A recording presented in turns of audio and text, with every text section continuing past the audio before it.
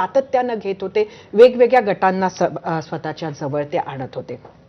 संघटनात्मक दृष्ट्या खूप प्रचंड मोठं काम भाजपानं ह्या काळात केलं.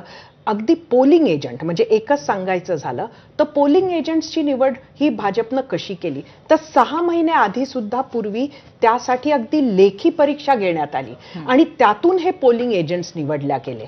त्याचबरोबर मतदारांची भीती घालवणं हे सुद्धा बंगालमध्ये अत्यंत महत्त्वाचं होतं.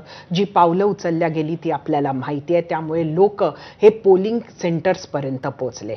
तर त्याचबरोबर महिला अत्याचाराच्या ज्या केसेस होत्या, मग ते आरजी कार असो, ते विक्टिमची आई ही भाजपची उमेदवार होती.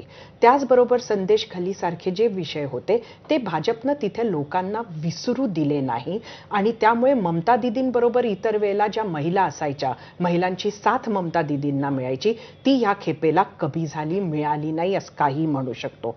आणि सगळ्यात महत्त्वाचा मुद्दा म्हणजे SIR.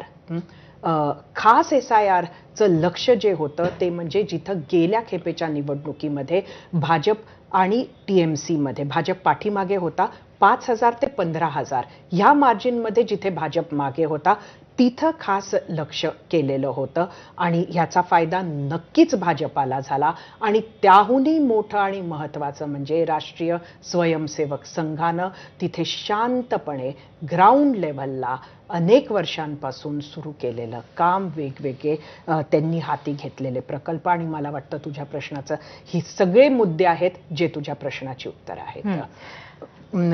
पूर्वी खरं तर ही चर्चा पुढे नेताना मला पहिले राजीव मी आपल्याकडे येते. हा जो पश्चिम बंगालचा निकाल आहे त्याचा देशाच्या राजकारणावर काय परिणाम होईल असं वाटतं?